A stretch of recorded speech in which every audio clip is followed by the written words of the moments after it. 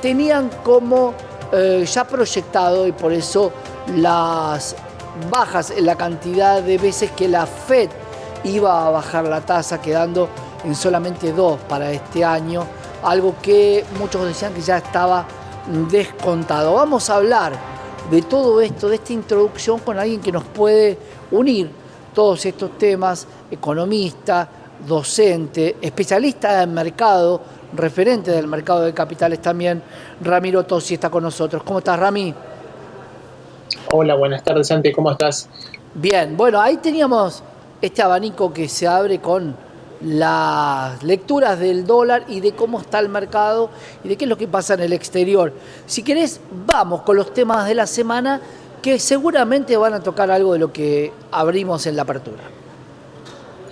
Exacto, bueno, obviamente que el tema, si querés, financiero de la semana tuvo que ver con lo que fue el día de ayer, jueves 9 de enero, que recordemos fue un feriado que no estaba previsto originalmente en Estados Unidos, que se dio por la muerte del expresidente Jimmy Carter, y fue el día donde Argentina desembolsó cerca de 4.380 millones de dólares a los bonos que se reestructuraron en moneda extranjera en el año 2020, o sea, todo lo que son lo que llamamos bonos globales, que tienen ley en Nueva York y que se pagan justamente a través de un banco intermediario en esa plaza, más los bonos que los ahorristas locales tienen en la forma de bonares, que también tienen la misma estructura financiera, pero que se pagan en lo que se llama el dólar MEP, o sea que esos dólares quedan, si querés, dentro del sistema. Eso te explica por qué, de hecho, las reservas después del pago bajaron alrededor de 1.730 millones, que más o menos es lo que se pagó de la parte, si querés, de capital, porque recordemos que ya, y de intereses, porque recordemos que el gobierno ya había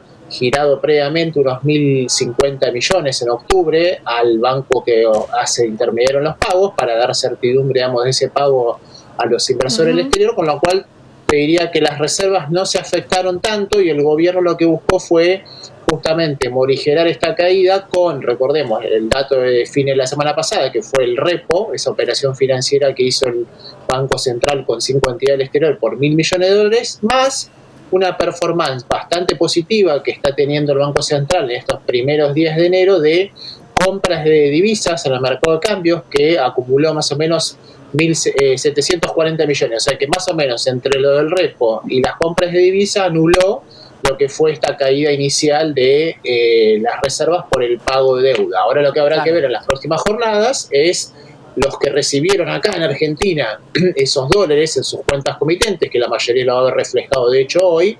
Bueno, ¿qué hacen con esos dólares, no? Si se los reinvierten en otros instrumentos financieros, si los van a usar para consumir, etcétera, y eso va a determinar, si querés, qué va a pasar con las reservas a lo largo de este mes de enero. Rami, no puedo hacer una entrevista entendiendo que el pago de deuda es producto de una reestructuración de la deuda en el 2020, en la cual yo sé que fuiste parte. ¿Qué pasa 4 años después con esa reestructuración de deuda que algunos dicen que fue mala, otros dicen que no fue tan mala, otros creen que era la única forma de poder pagar y que lo único que faltó fue expectativas? ¿Cómo te sentís con esa reestructuración de la deuda hoy? ¿Cuál es tu autocrítica y qué decís que se hizo bien? Bueno, es interesante la pregunta, Santi, porque se ha escrito y se ha dicho mucho justamente respecto a la reestructuración, y uno te diría tiene que ser honesto intelectualmente y saber desde dónde, ¿no? Efectúa la respuesta, porque recordemos que en todo proceso de negociación hay dos partes, bueno, en este caso el emisor, que es el país, y del otro lado los acreedores, y obviamente que cada uno va a pujar por el mejor resultado posible en esa negociación. Desde el punto de vista, digamos, del emisor, o sea, el país, ¿qué es lo que se buscó? Bueno, justamente lo que se buscó fue alivianar a partir del año 2020 los enormes pagos de deuda que acumulaba Argentina, que recordemos solamente en el año 2020 había que pagar algo así como 45.000 millones de dólares previo a la reestructuración, y en los siguientes años un promedio de 30.000 millones. Entonces, ¿qué se buscó? Se buscó no afectar, si querés, como es la manera tradicional, a los inversores mediante una quita de capital, lo que se llama el haircut, algo que de hecho Argentina hizo en la reestructuración de deuda del 2003-2005, ¿no? Donde en algunos títulos hubo quitas del 66%, como el caso de los bonos discount, sino alivianar, digamos, que el esfuerzo lo haga el inversor bajando la tasa de interés promedio de la deuda, que tenía un cupón promedio del 7,5% y que después de la reestructuración quedó alrededor del 3%, que es una tasa que, como vemos hoy, es una tasa, digamos, muy baja para lo que es el costo de refinanciamiento de esa deuda. Eso justamente porque lo que se busca es que el país tenga ese alivio para que, combinada con una performance fiscal razonable, bueno, la deuda no vuelva a ser un problema macroeconómico. Entonces te diría, desde ese punto de vista, uno, digamos, debería decir estamos conformes con lo que se hizo. Obviamente que del otro lado,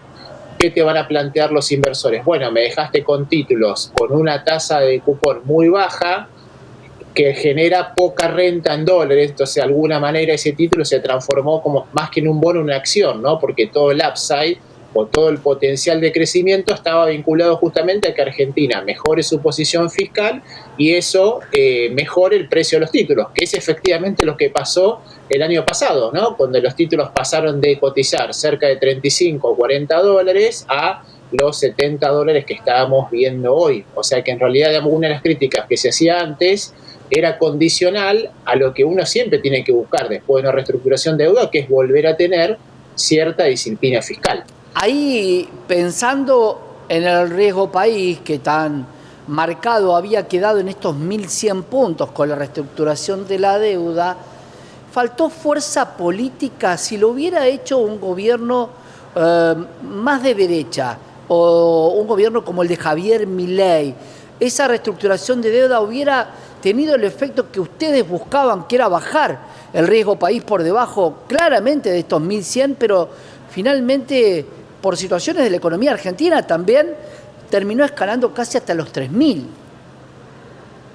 Sí, además, no olvidemos el gran elefante en la sala, como dicen los americanos. Recordad que cuando nosotros empezamos el proceso de negociación, que se terminó en septiembre del 2020, recién aparecían los primeros efectos de algo que no le sucedió, no solamente a la economía argentina, sino a la economía mundial en los últimos 100 años, que fue la pandemia, ¿no? Tuvimos una pandemia que en Argentina implicó una caída de 10 puntos del PBI, en el mundo también, digamos, produjo severos efectos macroeconómicos, tanto en términos de crecimiento como de inflación. De hecho, fíjate que, por ejemplo, Estados Unidos, lo estabas diciendo vos en la introducción, pasó a tener una tasa de inflación de casi el 9% anual, que es algo que no se veía desde la década del 80. Entonces hubo un contexto internacional que no estaba previsto en el momento que se hicieron las negociaciones y que Argentina lo dejó muy expuesto, ¿no? Porque Argentina justamente no tenía el crédito y la única manera de hacer frente a los costos sociales y económicos de la pandemia, lamentablemente, fue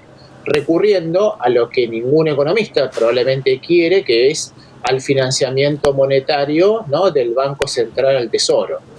¿Qué hicieron los otros países? Aumentaron la deuda, justamente porque tienen acceso a los mercados de deuda, entonces aumentaron entre 5 o 10 puntos del PBI en emisiones de deuda para tratar de mitigar los efectos de esta crisis, digamos, inédita en la historia del siglo XXI, como fue la pandemia. Rami, más allá de que vos no estés hoy en la función, en la gestión político, en economía, en la parte de economía, te pregunto, ¿cómo ves la posibilidad de una nueva reestructuración? ¿Se aleja la posibilidad con la reestructuración del 2020? Entendiendo que además por la TIR que tiene los bonos y por la compresión, muchos del 30 están pasando a curvas más largas. ¿Crees que no va a haber necesidad en el corto plazo de una reestructuración de deuda? Bueno, uno te diría que en la medida que se mantenga este equilibrio fiscal y la tasa de interés internacional converja a un valor, digamos, más razonable, recordemos, lo decías vos en la introducción, hoy tuvimos un dato bastante inesperado de crecimiento del empleo en Estados Unidos y eso te llevó la tasa de referencia, que es la tasa de 10 años, al 4,7% anual. Esa es una tasa, digamos, que si lo miras en perspectiva histórica es alta. De hecho, había llegado a penetrar el 4% en el año 2024. Entonces, si la tasa de 10 años, que es tu tasa base de financiamiento, vuelve al entorno del 4% y Argentina sigue comprimiendo su nivel de riesgo, eso le habilitaría, te diría, en el último trimestre de este año, probablemente el año próximo, a poder ir refinanciando los vencimientos de la deuda en la medida que vayan cayendo, sin necesidad justamente de tener que pagar con reservas internacionales del Banco Central, que es en definitiva lo que hacen todos los países que tienen acceso a mercados, como los países de la región. Para eso te diría, falta que el riesgo país que vos mencionabas en la introducción hoy está alrededor de 560 puntos. Bueno, en el caso de Argentina tiene que comprimir alrededor de 400 o 350 puntos para que logres una tasa de refinanciamiento más parecida a lo que fue en el año 2016, donde Argentina, recordemos, después de arreglar con los famosos holdouts o fondos buitre, se financió en julio del 2016 por primera vez en los mercados al 7,5% anual. Una tasa del 8 era lo que tenían algunos bonos. Te pregunto si el AY24 hoy impactara de lleno con el vencimiento de las amortizaciones. ¿Se hubiera podido pagar, Rami, en estos años, entendiendo que muchas de las amortizaciones que las hacía en pandemia? 16,66 era lo que pagaba ese bono. Exacto, acordate que ese bono, que era muy emblemático, el AY24, tenía una tasa de cupón del 8,75% anual, o sea, era una tasa alta para lo que era, digamos. Recordemos que con el momento que se emitió la tasa de referencia, la tasa de Estados Unidos estaba alrededor del 2%, o sea, claro, tenías un spread más que alto. Y de nuevo, no olvidemos que cuando uno, digamos, analiza lo que se llama la sostenibilidad de la deuda, o sea, la capacidad de pago del país, no solamente vos le tenés que pagar, digamos, a tus bonistas privados, sino tenés que pagarle a otros acreedores que están antes en la cola, que básicamente son los organismos internacionales, o sea, el Banco Mundial, el BID, que te prestan fondos a mayor plazo y en otras condiciones, más el propio fondo. Recordemos que claro, Macri tomó un préstamo inédito con un periodo de repago de 3 años, o sea, había que repagarle 47.000 millones de dólares al FMI a partir del año 2021. O sea que si vos tomabas en cuenta todos los vencimientos, no solamente la deuda privada,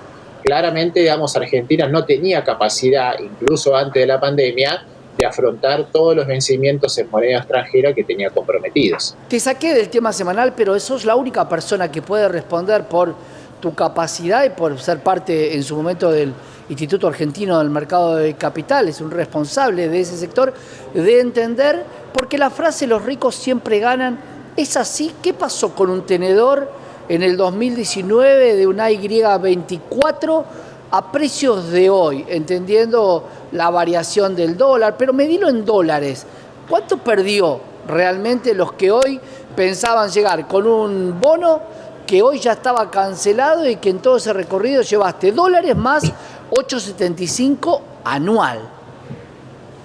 Exacto, si uno, digamos, hiciera la cuenta de, en el momento, recordemos que cuando nosotros reestructuramos la deuda, el precio promedio de todos los títulos que Argentina tenía que pagar, entre los cuales estaba este Bonar 24, te diría estaba alrededor de $40, con lo cual, aún computando el menor cupón de interés, ¿no?, que decíamos, pasamos de un cupón, en el caso de la 24, del 8,75 al 3,5, por ejemplo, si lo canjeó por un Global 35, o del 2% si es en el caso del Global 2030.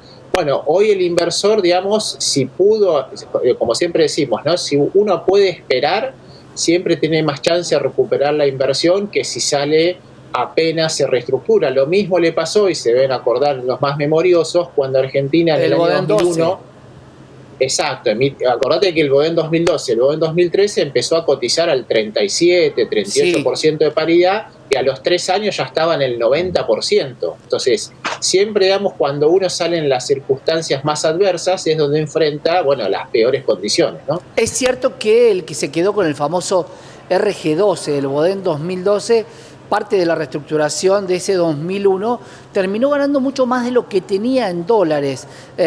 Eso pasó también con el RO15, pero claro, el AY24 era el bono estrella de aquellos momentos porque tenía, como vos decías, una tasa del 8,75 con una tasa del 2, a lo sumo el 3, del bono del Tesoro de Estados Unidos. Rami, te pregunto qué más pasó esta semana para volver al tema, y sobre todo el tema internacional, ¿no? ¿Qué va a pasar con estos mercados de deuda que se dice que se van a abrir?